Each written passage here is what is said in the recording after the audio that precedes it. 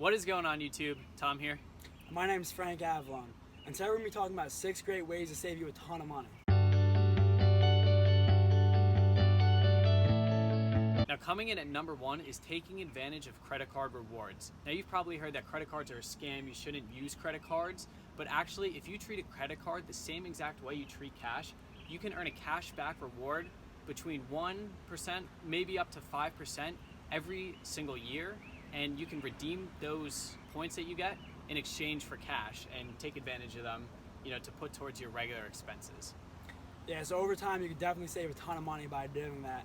I actually have a video on my page that talks about using the credit card rewards and the credit card bonuses to actually travel for free. So if you guys want to check that out. Yeah, definitely check that out for sure when you get a chance. Coming in at number 2 is going to be meal prepping. I know for both of us, we spend a lot of our time not at our house. So instead of buying meals out at restaurants every single time, possibly 3 to 4 times a day, you can actually buy groceries, cook the food at your house, and then bring it on the go with you. Over time, you can save a ton of money just by doing this, especially when you consider that you're usually facing a markup of 10 to 20 to even like 100% at restaurants. Yeah, definitely. Restaurants going out to eat, especially, in like New York City, for example, the prices just for regular food is through the roof. So definitely meal prepping and preparing your meals the night before is a huge bonus and a great way to save money. Now, coming in at number 3 is a great way to save money is paying yourself first.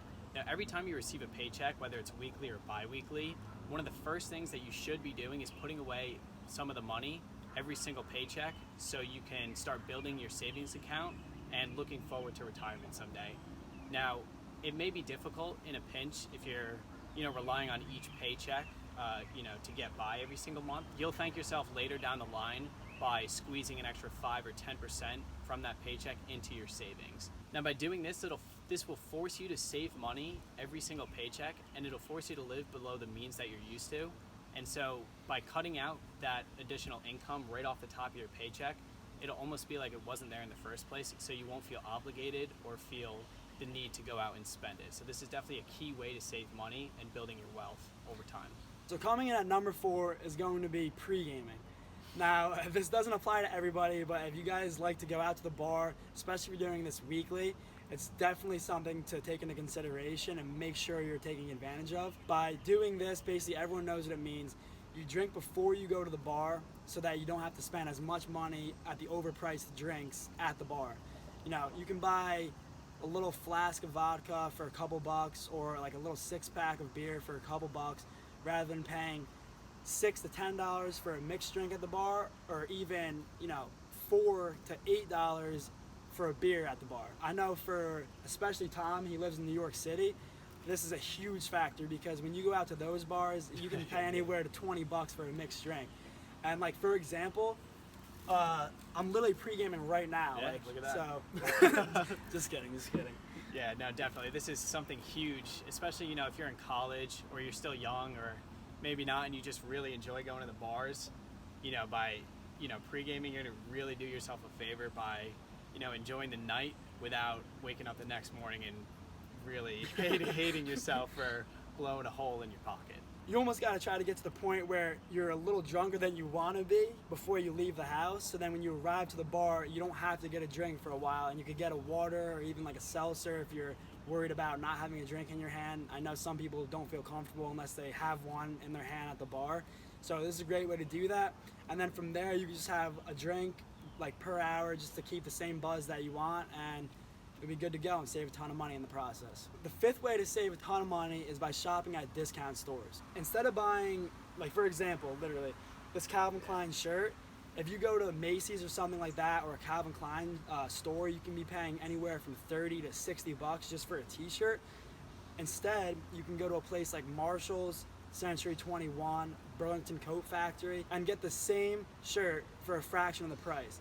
For this shirt, where it could have costed $30 to $60, I'm not sure, I actually got it for around $10, and no one's going to know that you're doing this and you're going to be saving money in the process. By doing this, you can also buy more clothes, especially for those people who love to just buy clothes. Rather than buying one t-shirt for $60, you can buy a couple for $10 or $15. exactly. So now, in essence, you're going to have more clothes for less money, and your wardrobe's going to be on point. Yeah, and you don't need like a lot of people are like, oh, like I don't want to wear like Walmart clothing and stuff like that, but you don't need to wear Walmart clothing. If you're taking advantage of these stores that I just mentioned, you can still get like brand name clothes, but just way cheaper. Yeah, exactly. And if you're into Walmart clothing, Then wear Walmart that's power to clothing. you. Yeah, I mean, it doesn't matter. Like, Yeah. it's all good. Another good place actually too, while I'm thinking about it, is H&M. I use them a lot. They have T-shirts for literally like $5 that look like top-notch quality. Jeans I get there, they're like $20 for a nice pair of jeans, and it's just another great way to save money. Yeah, for sure. Especially too, like going into some of these stores. When did the average jean price go from like? I'm pretty sure it used to be like $50. Now it's like at least like 100. Like Yeah, it's minimum. ridiculous. I mean, yeah, it's out of control. Now for the final and probably the most important way to save money on our list today is paying down debt as soon as possible. Now there's a few different kinds of debt. There's credit card debt, student loan debt, mortgage debt, but all in all, it's debt. And the longer you take to pay it, especially when there's an interest rate, specifically a high interest rate, the more money you're going to pay over the long run. A lot of people typically, when they're able to, they pay the minimum payment on their credit card bill, for example, every month, or their student loan bill every month. But the reason you shouldn't be doing this is because that's exactly what the banks want you to do.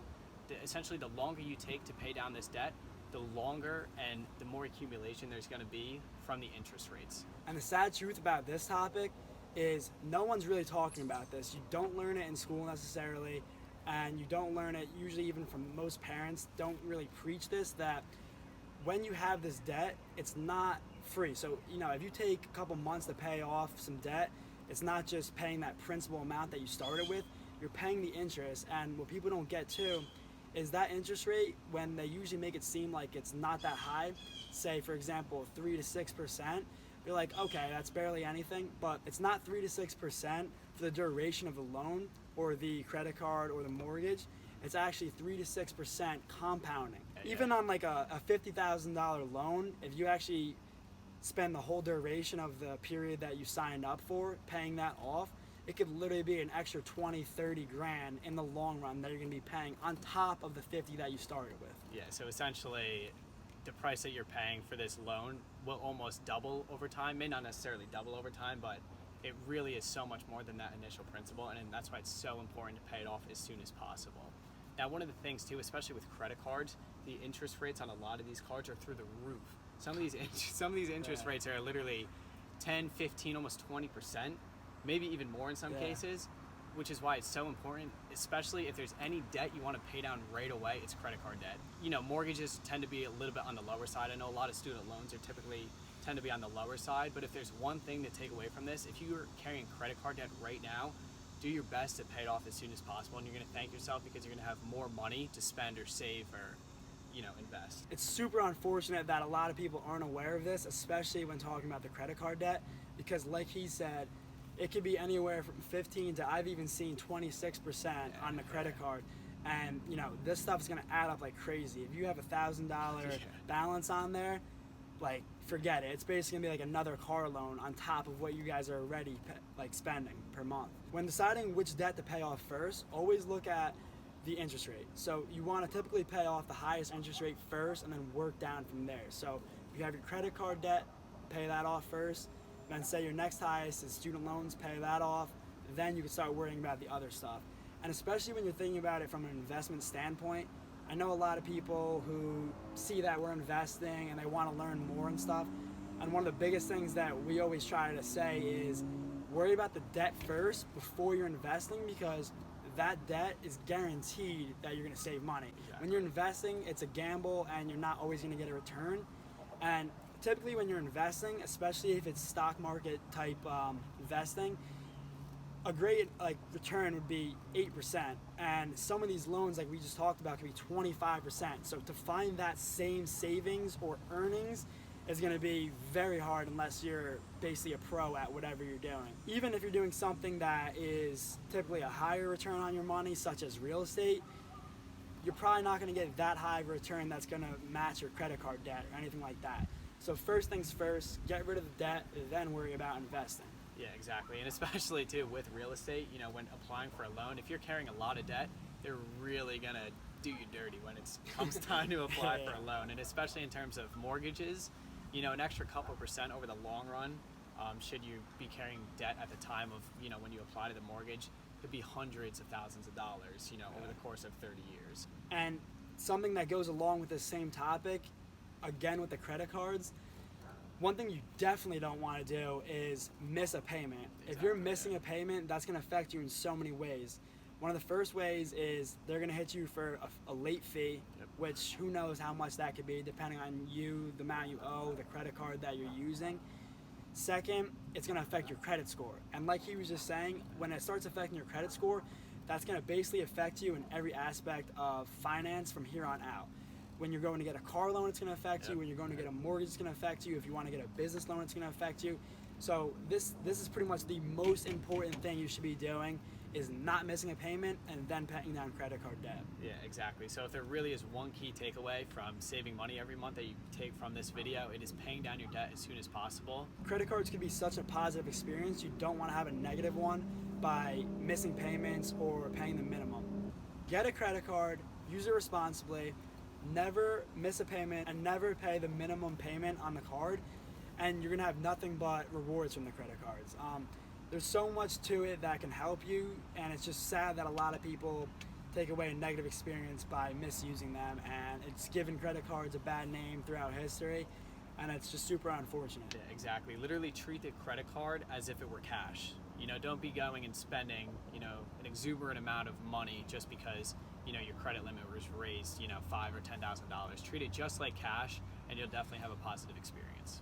All right, guys, that's it for today. Thanks for watching. If you like this video, you know, feel free to like, subscribe, leave a comment down below. If you guys did enjoy this video, definitely check the description below and check out my channel. We actually did another video of 6 other great ways to save a ton of money as well. All right, YouTube, that's it for today. Thanks again, and we'll see you guys next time.